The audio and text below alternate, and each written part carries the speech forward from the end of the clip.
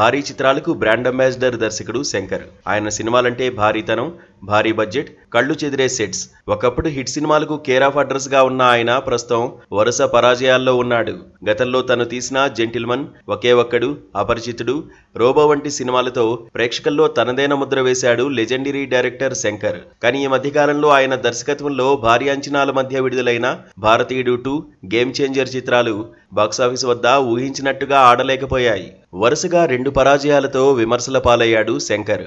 ప్రస్తుతం ఆయన hit cinema తీయడానికి కథపై కసరత్తులు చేస్తున్నాడు. తన మార్కు సినిమా కోసం ఎదురు చూస్తున్నాడు. అయితే ఓ ఈవెంట్లో తన తదుపరి డ్రీమ్ ప్రాజెక్ట్ గురించి ప్రస్తావించాడు.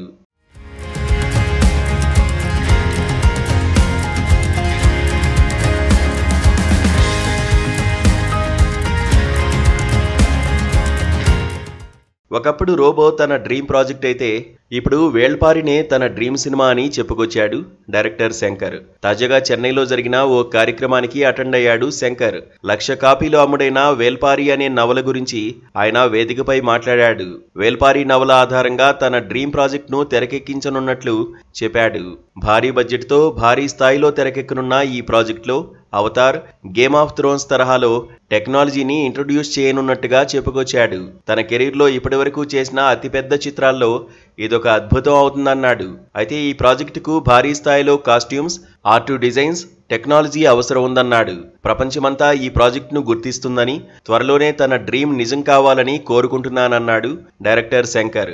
ఇకపోతే డైరెక్టర్ శంకర్ కామెంట్స్ పై నెటిజన్స్ ఇంట్రెస్టింగ్ కామెంట్స్ చేస్తున్నారు. తక్కువ ఖర్చుతో అద్భుతాలు సృష్టించగల మీరు అనవసరంగా డబ్బులు వృధా చేయకండి అంటూ డైరెక్టర్ శంకర్ ను ఉద్దేశించి ఆసక్తికరమైన కామెంట్స్ రాసుకొస్తున్నారు. ఏదేమైనా తన డ్రీమ్ ప్రాజెక్టు వేల్పారితో ఇండియన్ ఫిల్మ్ ఇండస్ట్రీలో మరోసారి సెంటర్ ఆఫ్ అట్రాక్షన్ గా మారాడు డైరెక్టర్ శంకర్. మరి ఎన్నో ఆశలు పెట్టుకున్న తన డ్రీమ్ ప్రాజెక్టు వేల్పారితోనైనా రోబో రేంజ్ సక్సెస్ ను డైరెక్టర్ శంకర్ అందుకుంటాడో లేదో చూడాలి.